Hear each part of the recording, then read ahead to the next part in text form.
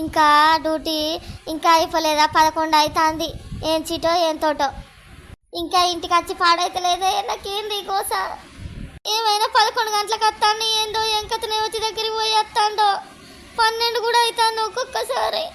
నా దేవుడా, ఒబ్బ బిడ్డో నాకు చెప్తలేడు కానీ ఏడుక పోయి వస్తాడు.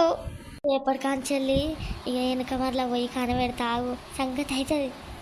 ఈ లంగ కథలు పడుకుంటా ఏమో చేస్తానట్టే ఉన్నాడు.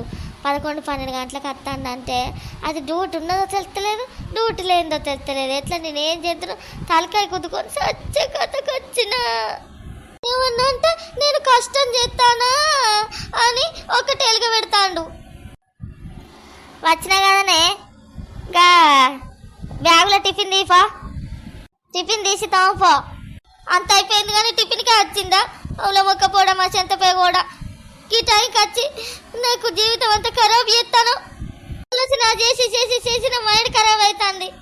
నిన్నెవడు ఆలోచన చేయమంటాను? నేను పొద్దుల గొడ్డు కట్టని చేసి వస్తాను, వచ్చిన వాళ్ళని వర్రిస్తాను. నా బాధ అంతా నువ్వు అందంగా ఉన్నావనే నా బాధ. మరి ఉండద్దా ఏంది?